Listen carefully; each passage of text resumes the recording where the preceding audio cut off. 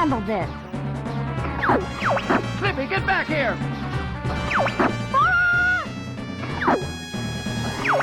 Slippy! That's what you get, you green little freak. I must be complete.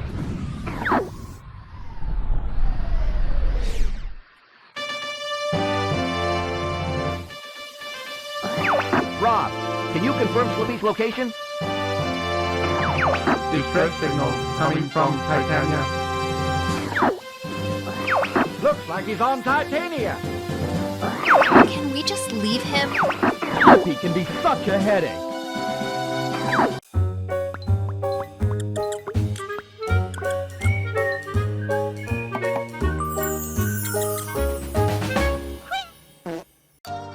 Thank you to Nintendo for providing me the game to make this review possible.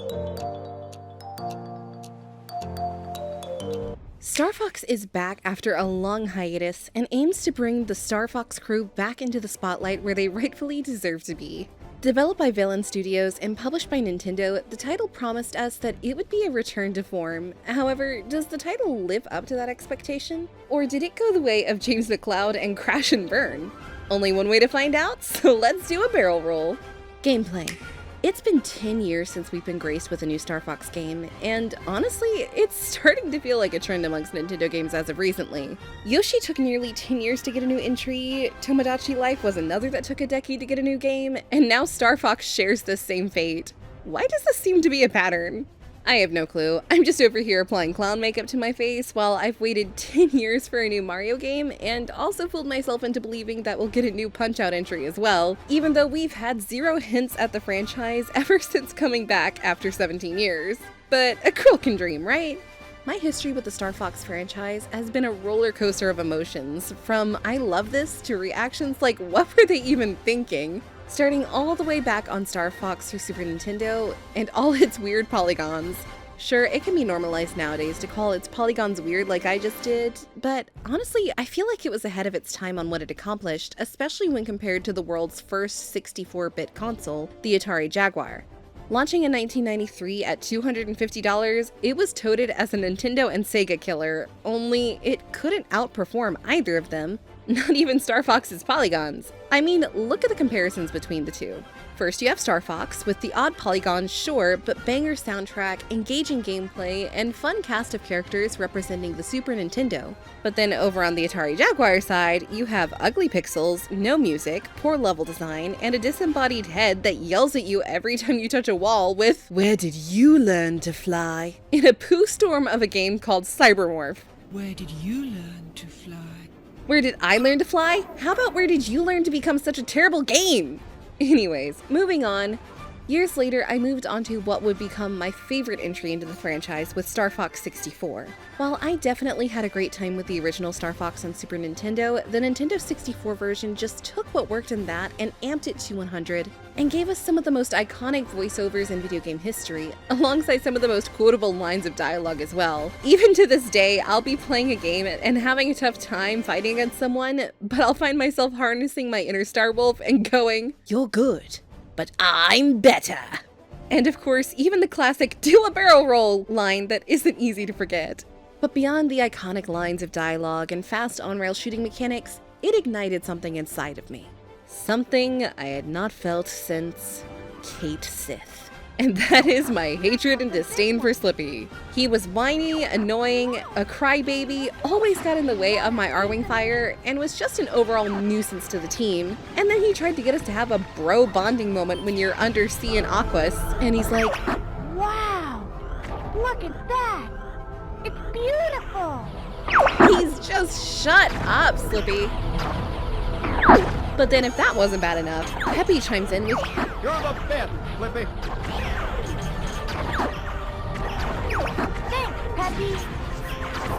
Peppy, stop encouraging him. So because of that, every chance I get, I find ways to shoot him down or just verbally trash him. It's mandatory at this point, that little green freak.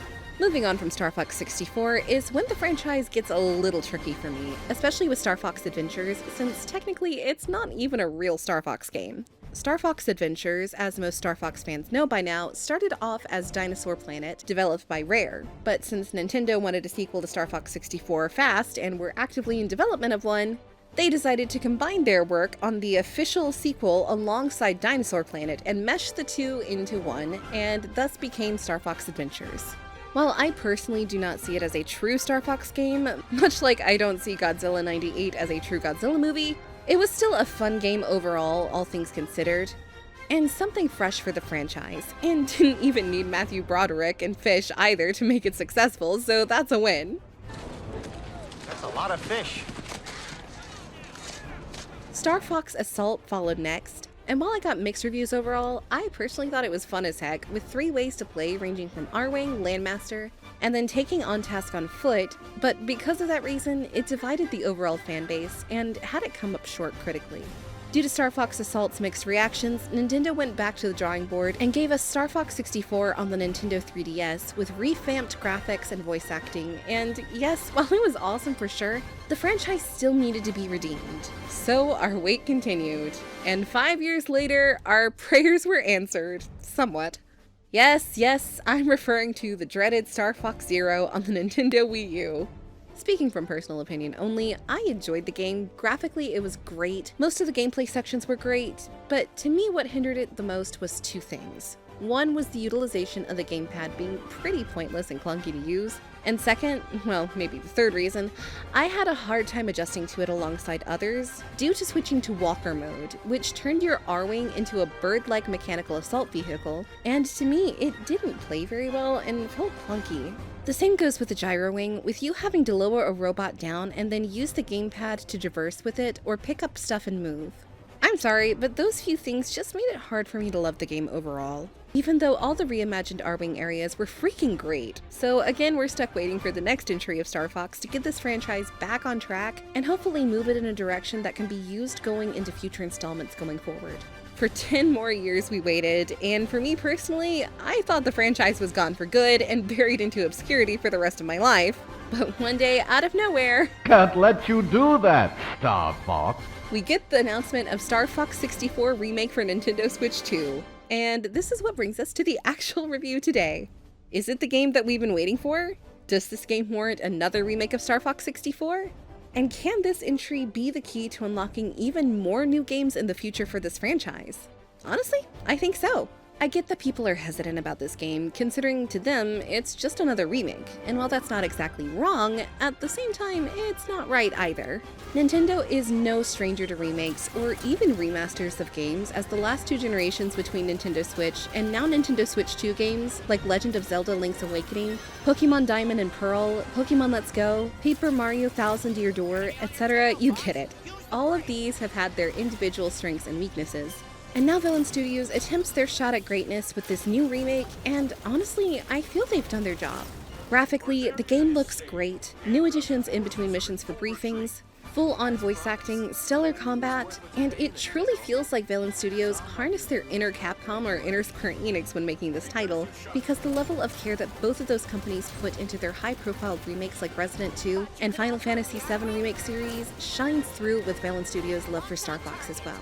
By expanding the narrative alongside keeping classic gameplay intact, higher visual fidelity, plethora of collectibles, by itself makes it worth it. But don't get it twisted, it's not all new, and you will definitely have to use your imagination a bit because, well, it's still Star Fox 64, just in a better package with more features.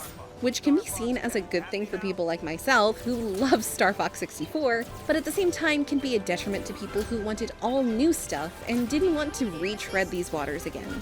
I get it, the hesitation, but with the redefined controls, stable and extremely smooth frame rate, feeling of faster flying speeds, it just feels better. Unlike Slippy, who is as annoying as ever. Oh boy, trust me, we're gonna get to that little jerk shortly, don't you worry. Retreading through familiar set pieces, you'll be able to take part in a challenge mode that has you earn medals based off of your performance, such as how many hits you can score before the end of a level, and how many of your wingmen on your crew did you keep alive, which ends up being only 2 after most missions, because I get tired of Slippy and just shoot him down because that jerk deserves it. Hey, not cool, Fox. Well, my shields are toast. Scratch one bogey. However, I implore you to not be as unhinged and stupid as I am, because some of the huge reasons why Star Fox has so much charm, especially in these challenge modes and throughout history, is because by making you fly properly, take risks, and complete challenges, keeping your crew alive, it allows you to unlock alternate paths and routes that ultimately take you to different planets with new dialogue and enemies to fight, which extends your experience beyond just a leisurely run alongside the easy path that most people would end up playing without realizing it. By flying under pillars to activate Falco, asking you to follow him to a new boss fight, or hitting all the warp zones to be transferred to a new planet, there are so many options that even on 2 or 3 playthroughs, you will most likely discover something brand new every time.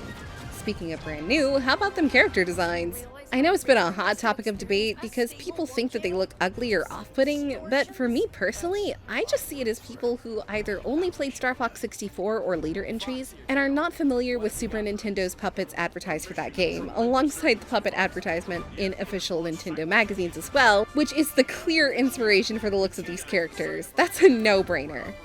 But what's up with these legs? Poor Falco, you got itty-bitty chicken legs. He's going to end up having to sneeze and they're gonna snap in half, poor guy.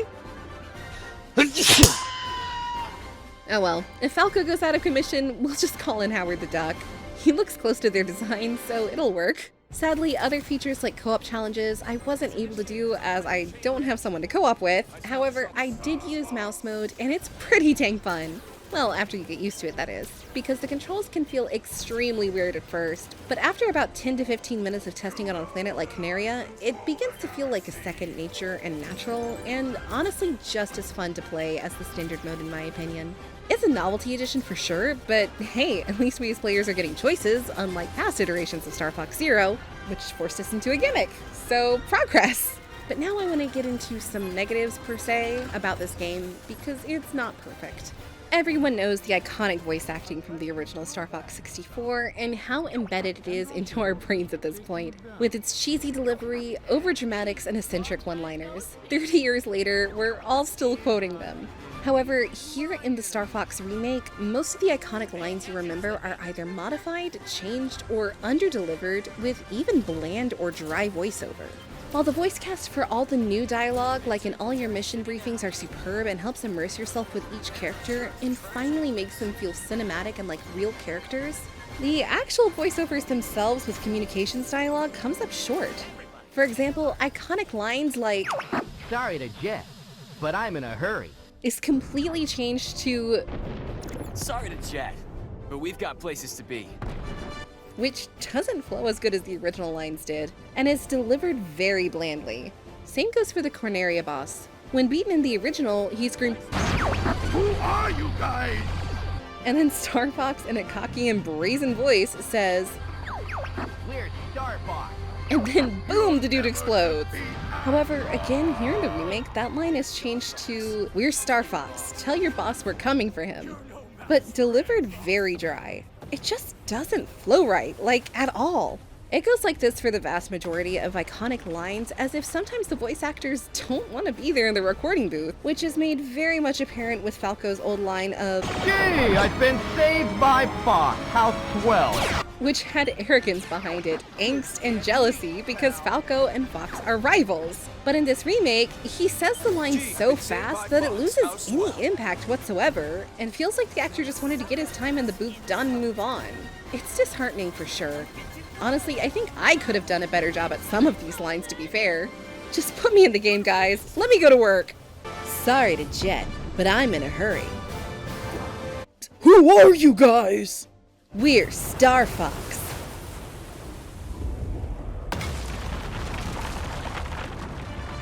Gee, I've been saved by Fox. How swell.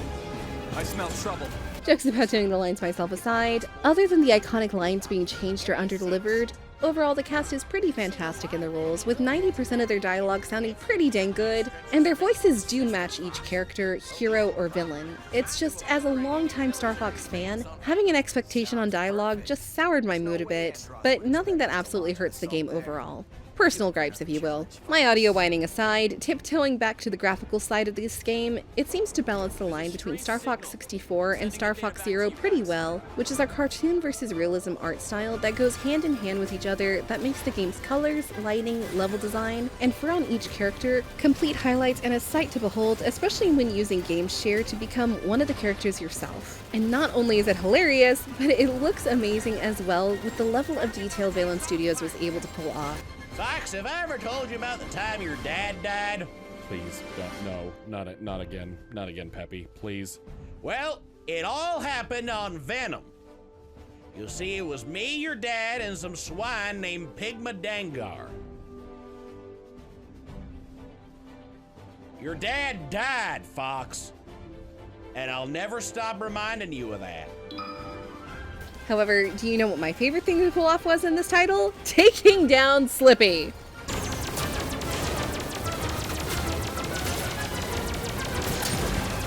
Stick to the pond, Froggy!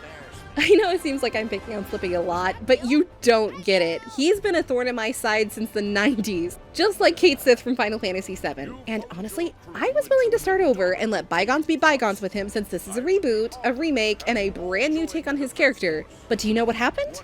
Literally within 10 minutes of going through the tutorial stage of the game, he screws up flying and destroys the wing on your R-Wing. And that made me realize, he didn't change. He's still the same old Slippy.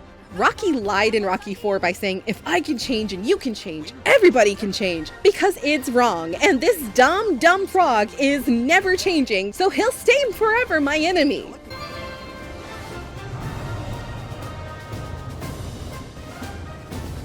Wow, this flies just like the real thing. Whoa! Look out! Slippy! This is why I wanted to leave you on Titania! Lastly, diving into the multiplayer, it can be played either solo by yourself or team up with others using 4 consoles to play via Game Share. Yes, that even includes people who only have the original Switch. They're able to join you as well, either locally alongside you and online too, so everyone can enjoy teaming up together or playing the brand new Battle Mode. The Battle Mode here in the remake completely blows the original game's multiplayer out of the water as far as scale and overall fun goes, whether you're playing by yourself against computer-based bots or against others online. It just feels fast and intense dogfighting against other players as you try to raise your own personal accolades and rankings. Flying around in real time with others, trying to down them, trying to take control of their base or areas they're holding down, it's just so much fun, even if I'm very mediocre at it. The only thing I ask for going forward is upgrading the map system, as right now there's only a bare bones amount available to play on and choose from, and hopefully going forward with DLC, more options will be made available to keep this mode alive and going for a long time, because it's one of the best additions to the Star Fox franchise yet. Fox! Get this guy off me! I can't believe I lost to this scum! Overall, at the end of the day, Star Fox for the Nintendo Switch 2 met nearly all of my expectations on what I feel a remake of this type should include or do. With new modern revision, amazing graphics that takes the smoothness of the original 64 title and makes it even better, expanded narrative that gives you more time to hang out with our main cast, an online mode that will keep you engaged long after the main campaign is over, it hits all the right spots. Sure, there are downsides, like roughly 3 online maps to play at the moment, or changed dialogue of classic lines, but even still, those gripes, at least for me, didn't outweigh how much good Valence Studios managed to pack into this remake, and because of their effort, it only makes me more excited about the Legend of Zelda Ocarina of Time remake that's coming later this year that I definitely want to cover. If you're a Star Fox fan or an on-rails genre fan, then do yourself a favor and pick this one up either right now or down the line, because I don't feel you'll be disappointed. Unless you're a fan of Slippy, then you just disappoint me in general. So with all that having been said, my verdict is clear. Game & Chick says bye now.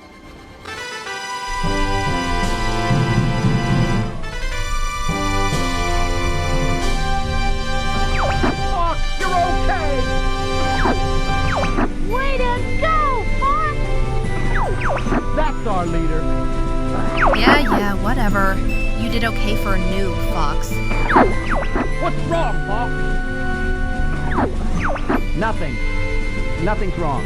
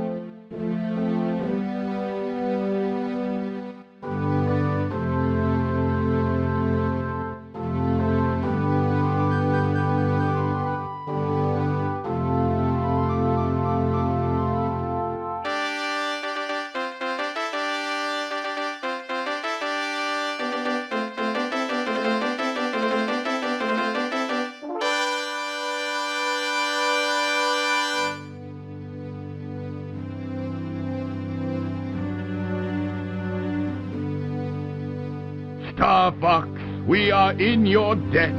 I would be honored to have you as part of the Cornerian... Oh, no, sir. We prefer doing things our own way. Great Fox is ready to go. It's time for us to go now.